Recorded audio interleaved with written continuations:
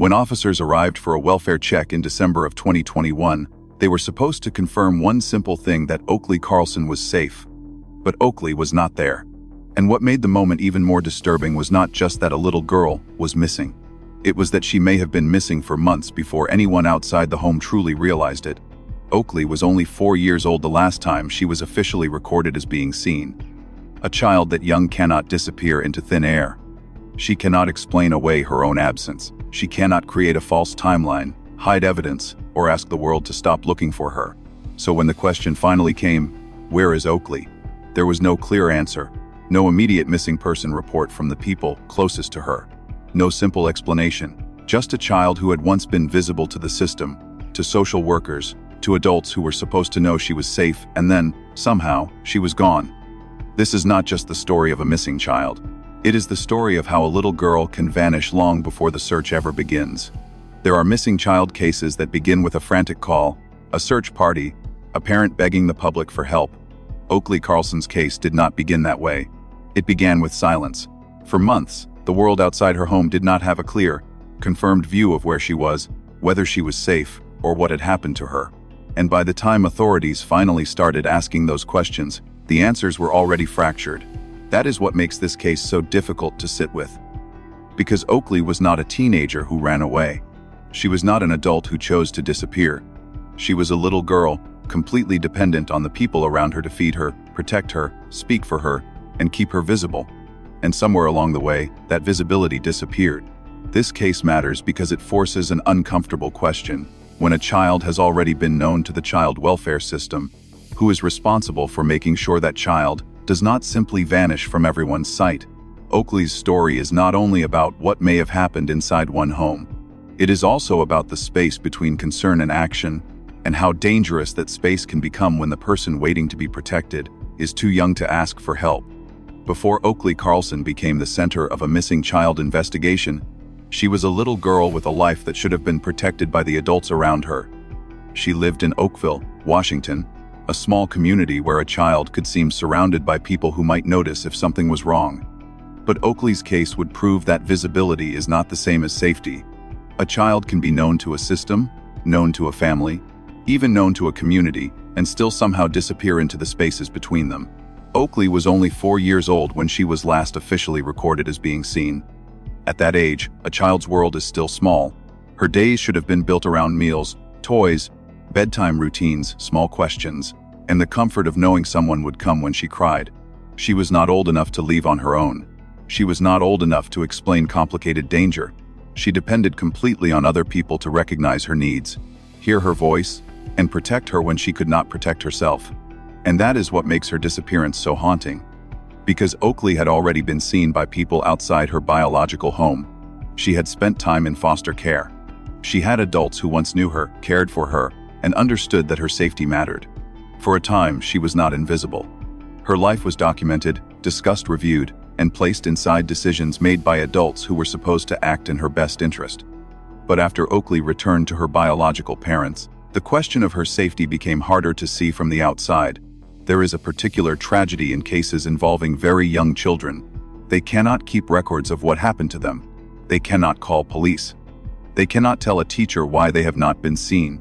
If they vanish from normal routines, the truth depends almost entirely on whether adults are willing to notice and speak.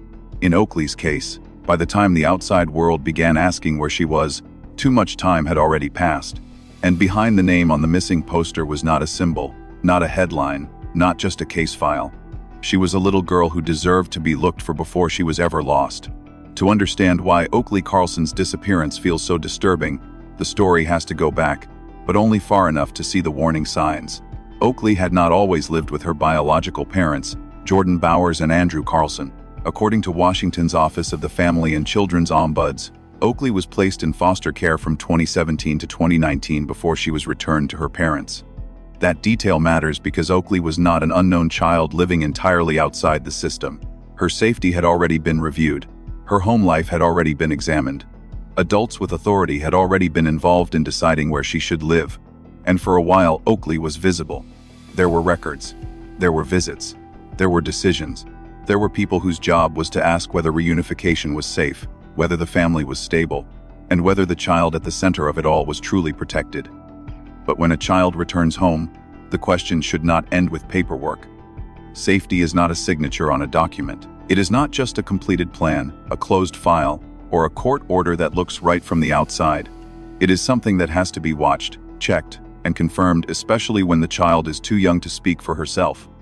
In Oakley's case, that is where the story becomes harder to sit with. After she was returned to her biological parents, the outside view of her life became less clear. The same child who had once been monitored by foster care and child welfare systems was now back inside a home where, months later, no one outside the family could easily confirm where she was. That does not mean every person involved knew what would happen. It does not mean every decision was made with bad intent. But it does mean the system had already touched Oakley's life before she vanished. And that is the painful contradiction at the heart of this case. Oakley was not invisible because no one had ever known her.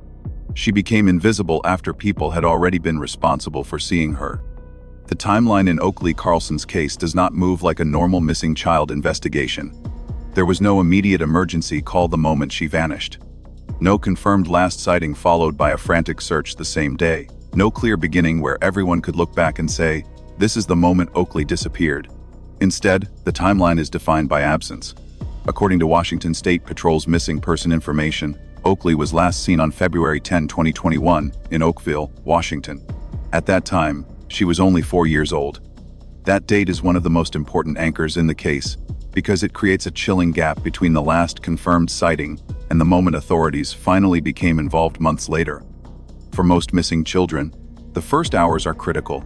Investigators try to lock down where the child was last seen, who was with them, what they were wearing, who they contacted, and whether anyone nearby saw anything unusual. But in Oakley's case, by the time serious questions were being asked, those first hours were long gone. Days had passed, then weeks, then months, and during that time, the outside world had no clear confirmation of where Oakley was. That is what makes the timeline so haunting. It is not just what happened on one day.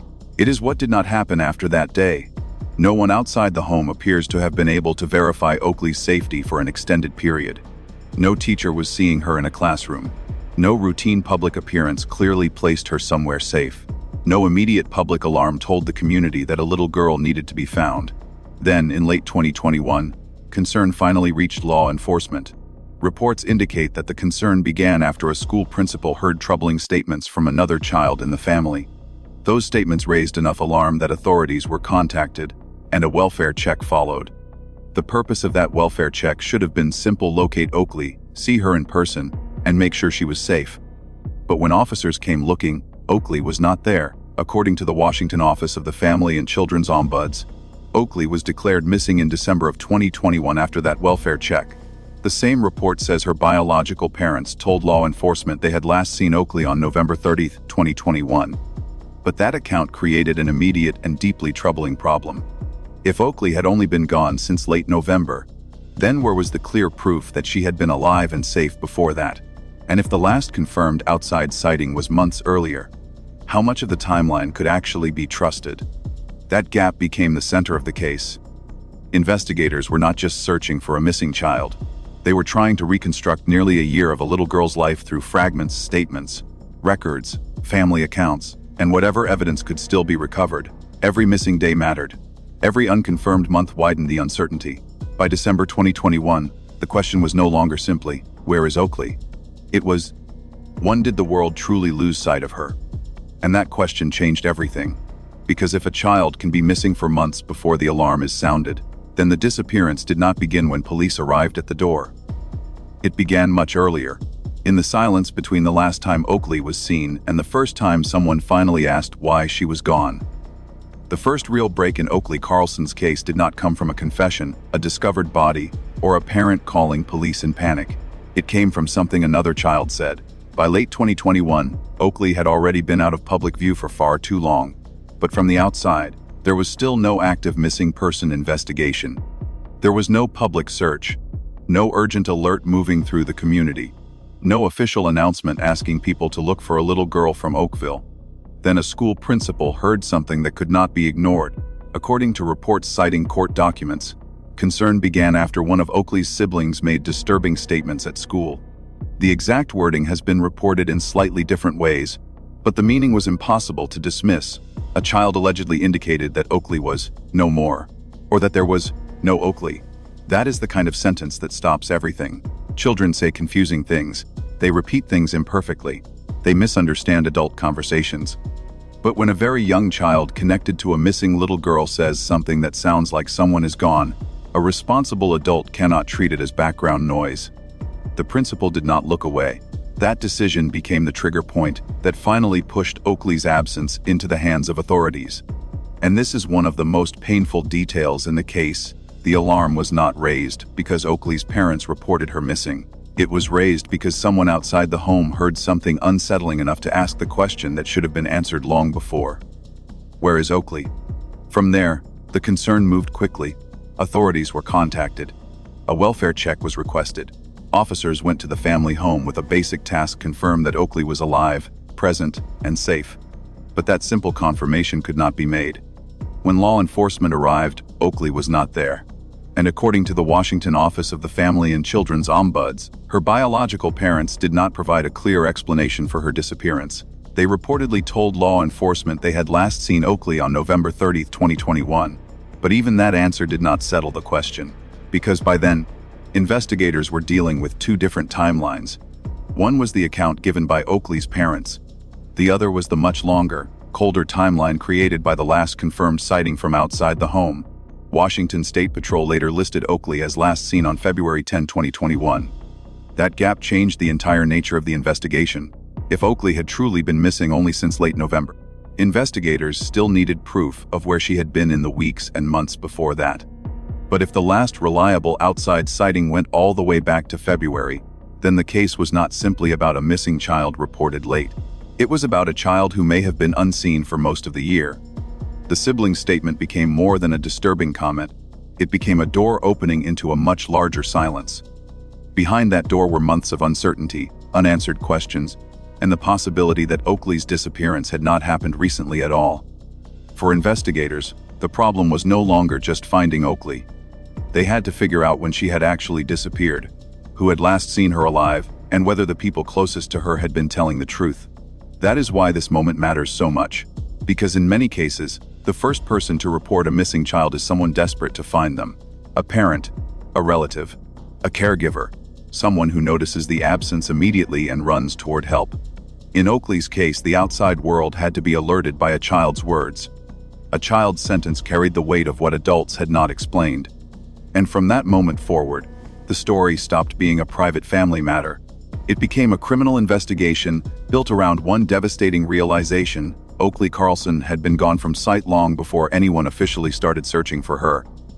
The welfare check was supposed to answer one simple question: was Oakley Carlson safe? By the time law enforcement arrived at the family home in December of 2021, the concern had already moved beyond ordinary confusion. This was no longer just a vague worry from someone outside the home. A school principal had heard troubling statements from another child in the family. Authorities had been contacted, and now officers needed to see Oakley with their own eyes. That is the entire point of a welfare check.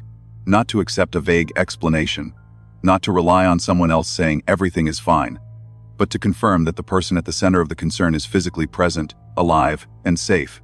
In Oakley's case, that confirmation never came. When officers arrived, Oakley was not there. And immediately, the questions became heavier. Where was she? When had she last been seen? Why had no one reported her missing? Why did it take a concern raised through a school setting for law enforcement to arrive at the door? According to the Washington Office of the Family and Children's Ombuds, Oakley was declared missing after that welfare check in December of 2021. The same report says her biological parents told law enforcement they had last seen her on November 30, 2021. But that answer created more questions than clarity. Because if Oakley had last been seen by her parents at the end of November, then there should have been an immediate explanation for what happened next.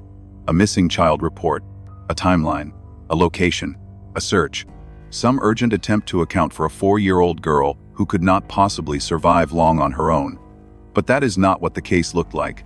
Instead, officers were facing a child whose absence had not been publicly reported by the people closest to her, and a timeline that did not easily match the deeper concern already surrounding the case. This is where the investigation began to split in two. On one side was the date given by Oakley's parents, November 30, 2021. On the other side was the much colder date later listed by Washington State Patrol, February 10, 2021, the last confirmed time Oakley was officially recorded as being seen. Between those dates was a silence almost impossible to explain. For investigators, the welfare check was not just a visit to a home. It became the moment when Oakley's disappearance moved from suspicion into documented reality. Before that, people may have wondered. People may have worried. People may have heard things that felt wrong. But after that welfare check, there was no avoiding it. Oakley was gone. And the people who should have been able to immediately explain where she was could not give authorities the clear answer they needed. That is what makes this part of the case so devastating. A welfare check is often imagined as a safety net, the moment when the system steps in before the worst happens. But for Oakley, the check came after the most important window may have already closed. By the time officers came looking, they were not preventing a disappearance. They were discovering one. And from that point forward, every hour of the investigation had to reach backward. Back through November. Back through the fall. Back through the months when Oakley had not been clearly seen by anyone outside the home. The question was no longer only whether Oakley was safe. It was how long she had been missing before anyone with authority finally stood at that door and asked to see her. Once Oakley Carlson was officially declared missing, the investigation moved into the kind of search no one wanted to imagine. Authorities were no longer looking for a child who had simply wandered away that afternoon. They were looking for a little girl whose timeline was already fractured, whose last confirmed sighting may have been months earlier, and whose disappearance had not been reported in the way a missing child's disappearance should be reported. That changed everything. Search teams began focusing on Oakville, Washington, and the areas connected to Oakley's family home. The landscape itself made the search difficult. Oakville is surrounded by rural roads, wooded areas, open land, and places where evidence can disappear quickly under weather, brush, and time. By December, investigators were not just racing against distance. They were racing against the months that had already passed. Every search location carried the same painful question. If Oakley had been here, would anything still remain? Crews searched the property. They searched nearby areas. Law enforcement asked the public for information. Images of Oakley began circulating, showing a small girl with brown hair and brown eyes, a child whose face now had to do the work her own voice could no longer do. But the search was not simple, because investigators were not working with a clean last known location. They did not have a recent, reliable public sighting that narrowed the window to a few hours. They were trying to build a map backward from uncertainty. That meant every piece of information mattered. A date mattered. A statement mattered. A person who remembered seeing Oakley mattered. A neighbor, a family acquaintance, a passing detail that once seemed ordinary, all of it could become important. In a case like this, investigators are not only searching ground, they are searching memory. And the longer Oakley remained missing, the more the investigation took on a different kind of weight. At first, the hope in any missing child case is urgent and immediate. Maybe she is nearby. Maybe someone has seen her. Maybe the next search area will bring her home. But when the timeline stretches backward for months, hope becomes more complicated. Search teams still move. Detectives still ask questions. Posters still circulate. But underneath every effort is the fear that the most important evidence may have been lost before the search even began. That is what makes Oakley's case so painful. The search did not begin at the moment she disappeared. It began when the outside world finally realized she was gone. By then, investigators had to account for too many missing days, too many unanswered questions, too many chances for a scene to change, for memories to fade, for physical evidence to be altered by weather, time, or human action. Still, they searched. They searched because Oakley was not an abstract case. She was a child who had once lived, laughed, needed care, and depended on adults to keep her safe. And even without a clear timeline, even without easy answers, she still deserved to be found. But as the days passed and no trace of Oakley was recovered, the search became more than an effort to locate a missing girl. It became a search for the truth of what happened inside the months no one could fully explain. To talk about Oakley Carlson's parents, the language has to be careful. Because this is not a case with a murder conviction. It is not a case where a jury has heard all the evidence and returned a guilty verdict for what happened to Oakley. And it is not a case where the public can safely turn suspicion into fact. But it is also not a case where the people closest to Oakley can be ignored. Oakley's biological parents were Jordan Bowers and Andrew Carlson. By the time law enforcement arrived for the welfare check in December of 2021, they were the adults who should have been able to answer the most basic question in the case: where was Oakley? According to the Washington office of the Family and Children's Ombuds, when law enforcement asked about Oakley, her parents said they had last seen her on November 30, 2021. But even that answer did not resolve the situation. It only opened a larger problem. If Oakley had been missing since November 30, why had she not been reported missing sooner? Why did it take a concern raised outside the home for authorities to come looking for her? And why was there such a wide gap between that claimed date and the last confirmed outside sighting listed by Washington State Patrol? Those questions placed Jordan Bowers and Andrew Carlson at the center of public scrutiny. Reports from local media have described them as persons of interest in Oakley's disappearance. But that phrase matters. A person of interest is not the same thing as a convicted offender. It means investigators believe someone may have information important to the case, or may be connected to the circumstances being examined. Still, the facts surrounding the household made the investigation even more troubling. Oakley had been a very young child living under the care of adults. She could not simply vanish without someone knowing something. She could not explain why she had not been seen. She could not make arrangements for herself or survive alone for long, so investigators had to focus on the people who had access, control, and responsibility. Jordan and Andrew were later charged in separate cases related to their other children, including allegations involving child endangerment and withholding medication. Those charges were serious, but they must be kept separate from the unanswered question at the center of Oakley's case. Being charged or convicted in related child welfare matters is not the same as being convicted for Oakley's disappearance. That distinction is important because a documentary script has to follow the evidence, not the anger. And there is plenty of anger in this case. People are angry because Oakley was small, because she had already been known to the child welfare system, because her absence went unexplained for far too long, because the adults closest to her did not produce the one thing everyone needed most: a clear, believable answer for where she was. But anger cannot replace proof. The stronger way to tell this part of the story is not to declare what has not been proven.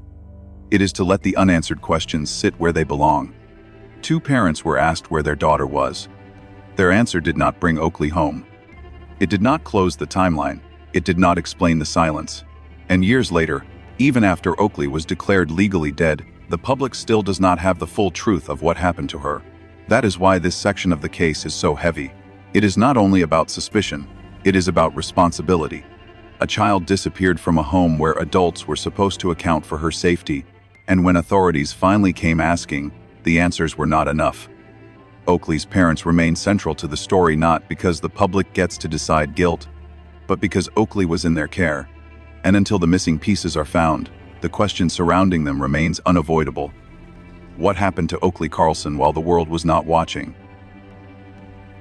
The most difficult part of Oakley Carlson's case is not only the question of what happened inside one home. It is the question of what happens when a child has already been seen by the system, already been identified as vulnerable, already been placed somewhere safer, and then is returned to the very environment where her safety would later become impossible to confirm. Oakley had spent time in foster care before she was reunified with her biological parents, Jordan Bowers and Andrew Carlson. On paper, reunification is often treated as the preferred goal in child welfare cases. The idea is simple: if a family can be made safe, stable, and capable of caring for the child, then returning that child home can be seen as the best possible outcome. But Oakley's case forces a harder question. What does safe enough actually mean when the child is too young to speak clearly for herself? Because safety cannot only mean that a checklist was completed. It cannot only mean that a court order was followed, a case plan was reviewed, or a file was closed with the right language. Those things matter. Procedure matters. But a child's life is not protected by paperwork alone. A child is protected by reality. Is someone seeing her? Is someone checking on her? Is she going to appointments? Is she being seen by people outside the home? Are there teachers, doctors, social workers, relatives, or neighbors who can confirm not just that she exists in a file, but that she is alive, present, and cared for? In Oakley's case, that outside visibility appears to have faded. And that is where the tragedy begins to feel larger than one household. The Washington office of the Family and Children's Ombuds reviewed the state's involvement with Oakley's family and looked specifically at the decisions around reunification, permanency planning, and how risk factors were handled before and after Oakley was returned home. The report did not simply reduce the case to one person making one obvious mistake. Instead, it showed something more uncomfortable: a system can follow rules, move through required steps, and still leave behind dangerous blind spots. That is the part I cannot get past. Because when a system is involved with a child, the public often assumes that involvement itself means protection. We hear caseworker, court, family plan, reunification, and we imagine layers of oversight strong enough to catch danger before it turns fatal. But Oakley's disappearance challenges that assumption. The core issue is not whether reunification is always wrong. It is not. Many families do recover. Many parents do the work. Many children are safely returned home and grow up with the people who love them. The issue is what happens when the desire to reunify becomes stronger than the evidence that a child will remain safe after reunification happens. Because the moment a child goes home, the danger does not automatically disappear. Sometimes that is the moment when the child becomes less visible. Fewer professionals may be in the home. Fewer outside adults may see the child regularly. The structure that once surrounded the case may begin to loosen. And if that child is 4 years old, silence can become deadly. Oakley could not file a report. She could not call a caseworker and say something was wrong. She could not correct an adult's lie or explain why she had not been seen. If the adults around her stopped producing her, stopped bringing her into public view, or stopped giving clear proof that she was safe, then the only thing standing between Oakley and disappearance was whether someone else noticed the absence. Eventually, someone did. But by then, the question was no longer whether the system could step in early enough. It was whether the system had already stepped away too soon. That is why the DCYF portion of this story should not be treated as a side note. It is central to the emotional weight of the case. Oakley was not a child no one had ever known. She was a child whose life had already passed through official hands. Adults had discussed her future. Agencies had documented her family. Courts and caseworkers had played a role in deciding where she belonged. And still, when authorities finally came looking for her in December of 2021, Oakley was gone. That does not mean every person involved intended harm. It does not mean every decision was careless. But intention is not the same as outcome. And in child welfare, the outcome is supposed to be the child surviving, being seen, and being protected. Oakley's case leaves behind a painful lesson. A child cannot be considered safe simply because a system says the process is complete. Safety has to be visible. It has to be checked. It has to be proven again and again, especially for children too young to speak for themselves. Because once a vulnerable child disappears from view, the question becomes much harder than whether the right forms were filed. The question becomes why no one saw the absence until it was too late. Years after Oakley Carlson disappeared, the case reached a painful legal milestone. But it was not the kind of milestone that brings closure. In 2025, Oakley was declared legally dead. On paper, that changed her status. It acknowledged what investigators, loved ones, and the public had feared for years, that Oakley was no longer likely to come home alive. But legally dead does not mean found. It does not mean her remains were recovered.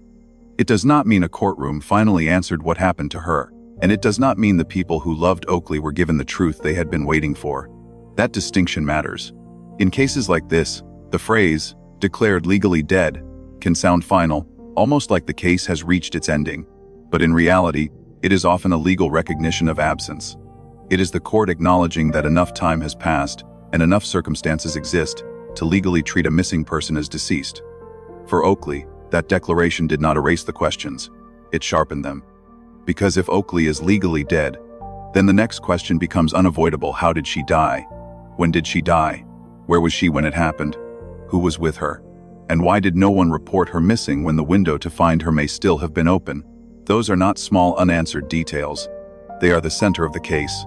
As of the latest public updates, no one has been convicted for causing Oakley's disappearance or death. Her biological parents, Jordan Bowers and Andrew Carlson, have been publicly identified in reporting as persons of interest, but they have not been convicted of killing Oakley. That point has to remain clear, because suspicion is not the same as proof, and proof is what a criminal case requires. But the absence of a murder conviction does not make the case less serious. It makes it more haunting, because there is a child who is legally presumed dead, a family home at the center of the investigation, a long gap in confirmed sightings, and still no complete public explanation for what happened inside that silence. Oakley's parents have faced other criminal consequences connected to the care of their children, including charges related to child endangerment and medication. But those legal matters are separate from the unanswered question at the heart of Oakley's disappearance. They may shape the public's understanding of the home environment, but they do not replace the need for a direct answer about Oakley herself. That is where the case currently stands in its most painful form. There has been legal movement, but not legal closure. There has been public attention, but not a full account. There has been a declaration of death, but no recovered child. For investigators, the case remains about evidence. For the public, it remains about accountability. But for anyone who looks closely at Oakley's story, it is also about the unbearable weight of not knowing. Not knowing whether she suffered. Not knowing when the last real moment of her life happened. Not knowing whether someone could have reached her sooner. And not knowing why the people responsible for her safety could not produce a clear answer when the world finally asked where she was. Legally, Oakley Carlson's status may have changed. But emotionally, the case is still suspended in the same place it has been since December of 2021, between a missing child poster, an empty answer, and a question that refuses to go away. Where is Oakley? And who knows the truth? Oakley Carlson's story does not end with a rescue. It does not end with a trial that lays out every answer, a verdict that names exactly what happened, or a recovery that brings her home. It ends, at least for now, in the hardest place a case can end, with a child legally declared dead, but still missing in every way that matters. And that is why this case leaves such a heavy silence behind. Because Oakley was not old enough to disappear from the world on her own. She was not old enough to run, hide, survive alone, or explain why no one outside the home had seen her. She depended entirely on adults. Adults to feed her. Adults to protect her. Adults to notice when something was wrong. Adults to make sure she remained visible. But somewhere between case files, court decisions, family explanations, and missed confirmations, Oakley slipped out of view. That is the lesson at the center of this case. A child's safety cannot be assumed just because a process was completed. It cannot be reduced to paperwork, reunification goals, or the hope that things will work out once a child is returned home. Safety has to be proven in real life. It has to be seen. It has to be checked. And for children too young to speak for themselves, visibility can be the difference between protection and disappearance. Oakley's case is painful because it forces us to look at the space between concern and action. Someone eventually asked the right question. Where is Oakley? But by then, too much time may have passed. The search was not beginning at the moment she vanished. It was beginning after months of uncertainty, after memories had faded, after evidence may have been lost, and after the people closest to her had failed to provide the clear answer a child deserved. There are cases where the danger is hidden. This one feels worse because Oakley had already been known. Her life had already been touched by the system. Her safety had already been the subject of official decisions. She had already been seen by people whose job was to protect children like her. And still, she disappeared. So the question is not only what happened to Oakley Carlson. It is how a child who had already been inside the child welfare system could become so invisible that the alarm did not sound until long after she was gone. Oakley deserved more than a missing poster. She deserved adults who noticed her absence immediately. She deserved a system that did not just place her somewhere, but continued to make sure she was truly safe there. She deserved to grow up. And until the full truth is known, her story should remain exactly where it belongs, not as a rumor, not as a piece of true crime content, but as a warning that vulnerable children do not vanish in one moment. Sometimes, they disappear through silence, through assumptions, through systems that believe a closed file means a protected child, and through adults who fail to answer when someone finally asks, "Where is Oak?"